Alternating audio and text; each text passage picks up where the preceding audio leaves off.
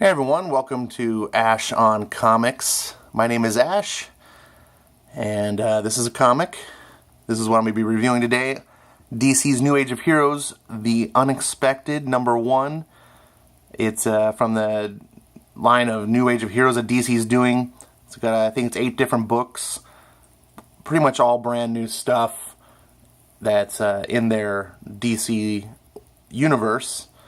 And I'm really enjoying the concept of this whole thing as far as a line. Really commend them. I really hope that it succeeds. This is very important. I think as a whole, what they're doing. I think I'll make another video on that. But in this particular case, just reviewing the book Unexpected, which is the last book to come out. What intrigued me about this book is I didn't know anything about it. No one's talking about it. I don't know the artists or the writers or anything. I just like the look of it. I like these characters are interesting. I kind of want to know who these characters are, know more about them. I really like the title. And I liked the logo. I liked how they did this old school 3D effect, that old red-blue. If you remember, if you're as old as I am, I just think it makes a cool kind of psychedelic look. Anyways, on to the book, and we have this stupid fold-out poster thing that no one wants, which is sad because, I mean, good art, but no one's going to rip up their book for this. Just give your store promotional posters, with every book so they can hand out to the customers. I don't understand. This is not necessary, and it just increases the cost of your publication, whatever. So the book starts off just straight up in your face. We've got one of the characters. This character's Firebrand, and she's in a fist fight, a bar fight with Killer Croc. And I kind of like that. It's just no warming up. You're just thrown into the fire, so to speak. And I like that DC uses existing characters from their universe that people know, like Killer Croc in this case, that he's not a part of the story, really. He's just there as a cameo, but it immediately lets you as a reader feel like this is connected. This isn't the new universe that Marvel did back in the 80s. This is DC Universe, just new people. And in case you weren't sure who she was, they're making sure right there. We've got some flashback scenes, real quick. They're just going to, in 6 panels, tell you what you need to know. She used to be an EMT. She got into a big accident. Car exploded. She's dead. Her family apparently has, friends in high places or, high resources. They put her back together with this crazy thing called a conflict engine. And the hook on this thing, this device that keeps her alive, is that every 24 hours I have to feed it a fight. Feed it violence or I die. The conflict engine belongs to Civil Solutions, but I don't fight for them.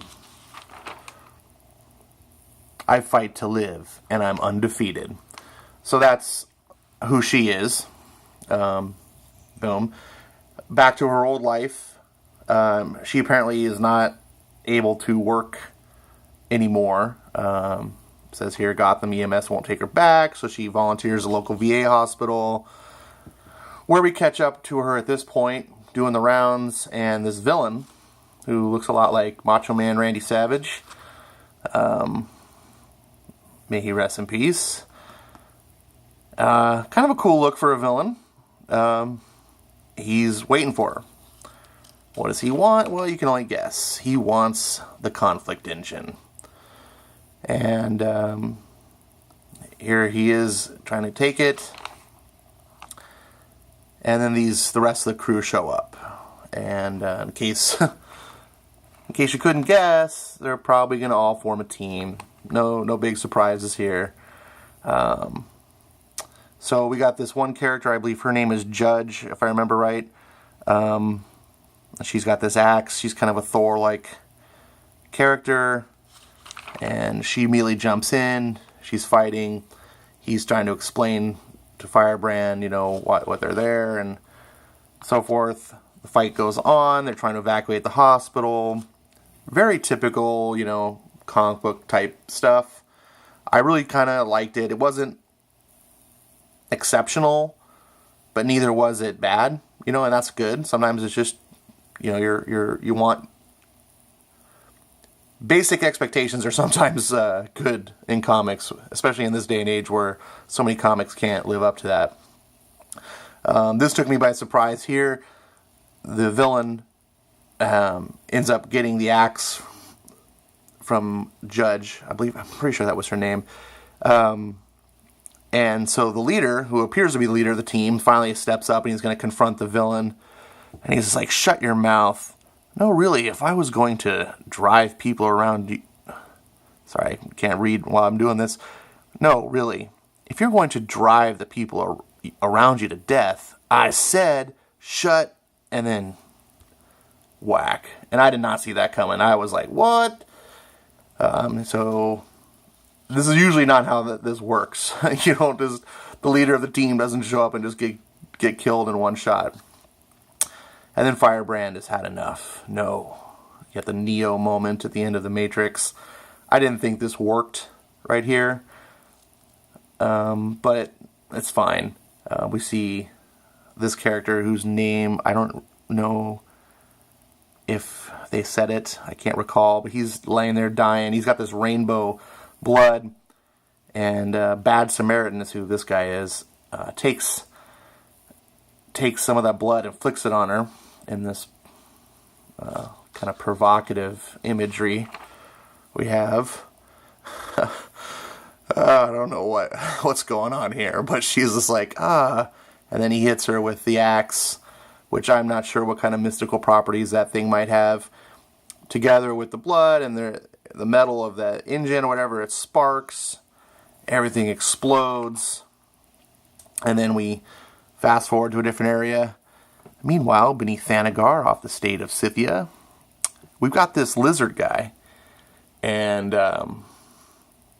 little tangent here. I was reading the book and we flipped to this. It's like, okay, it's kind of an innocuous page. There's nothing really happening here. This got this little toady, you know, henchman talking to the mysterious bad guy. But I just really liked this character. Something about the way he was drawn. I mean, kudos to the artist here for drawing something alien to me, but making me compelled to know more about it. Just the facial expressions, I just really liked it. I don't know if I'm alone on this or what, but I just like, oh, this guy's cool. Like, I kind of want to know more about him, even though he's just a toady. But the main bad guy, of course, in stereotypical fashion, has to take his rage out on people who are insignificant, ends up killing him, and I'm like, what? Oh, you got this really cool guy, and he's dead. And it's like, and I'm sure the writer probably was just like, you know, insert toady character, and probably just didn't think twice, and then the writer, or the artist, comes up with something really neat, and too bad he's dead. So this bad guy, he needs the metal, and this is where it gets into some of the Dark Knight's Metal series, which I didn't read, which I really need to because all these books spawn off of that Dark Knight's Metal. Well, he was told by this toady before he died that this spark, what we just witnessed, created something new, like a new metal, and so he's like, I will have it, I must, before it's too late. So apparently he's dying, and he finds sustenance on the metal. So we've got Rainbow Bright over here, who's apparently doesn't get killed when he gets chopped in half, and he's summoning his pride blood back together, forms himself back up. Okay, yeah, so that girl is named Judge. The big blue guy is Ascendant. I thought those were kind of cool names. And then the girl's Firebrand, I still don't know what his name was. So they have some dialogue here, and he's getting all pissed off at her, you know, for what's happening. Of course, she's just a victim. Like, they came to save her, and then she's like, you know, just try to stay calm. You're in shock. I know the signs, you're not thinking, then let me think, you know, and he's just like, what, come on, what, you're blaming the victim here? So he's trying to figure out what's going on. They talk about the metal, and it comes to the end, and he's basically kind of, saying, you know, I can't believe this. You need to, because if this world is broken beyond healing, this universe dies. And it's sort of like this is a premonition. I just really like this shot. It doesn't really have to do with anything. He says, you'd hate to see where you'll be buried. So this is just sort of a premonition of doom here, sort of this big thing. But that's a cool design. Nice pinup piece there. And that's it. We get a preview of Teen Titans, which really bothers me. Why does Teen Titans, and Justice League all have to be the same? Why do we need a Batman character, a Flash character? You know, why?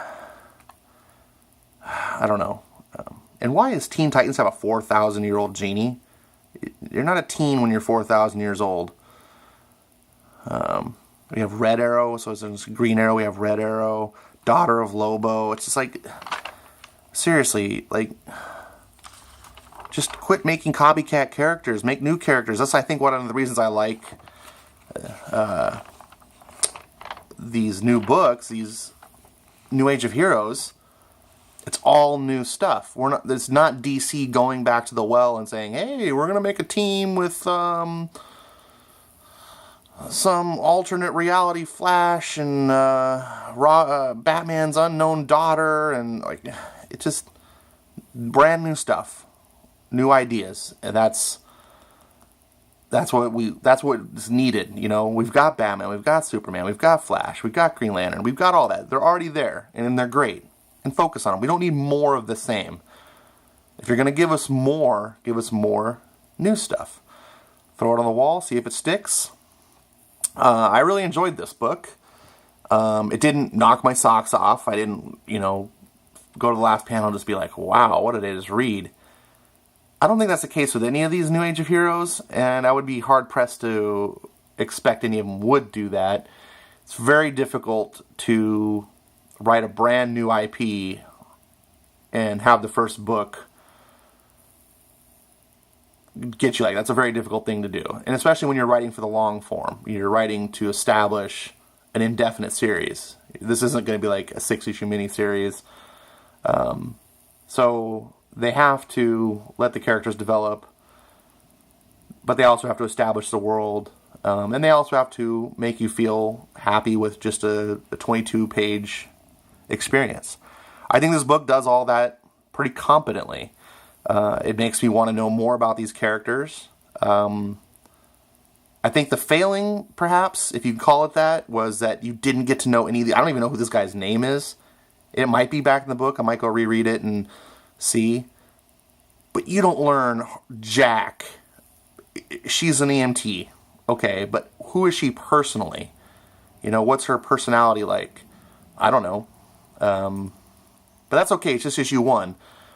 So they start off with the slam bang action scene, kind of hook you in, go, oh, what's going on? And then hopefully the next 4 to 5 issues will start developing and getting to learn who these guys are, having their personalities interact, which is always what makes a team book great.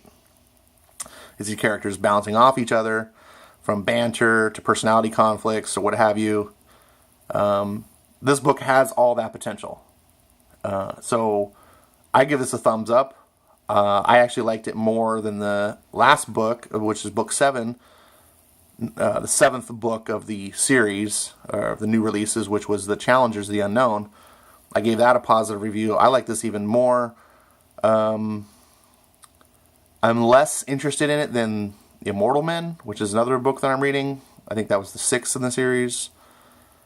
But those are the 3 of the New Age Heroes that I am reading. I give all of them positive reviews. This one, I have high hopes for. I will keep reviewing it. I will be getting issue number 2, let you know where it goes, if it gets better, worse, what have you. I hope you enjoyed this video. I hope it gave you some insight into the book. and whether or not it's something you want to pick up. If you did pick it up and you read it, leave your comments. I would like to know what you thought. If you thought I missed something, if I was wrong about something, by all means, let me know. And I'll see you again next time. Thanks.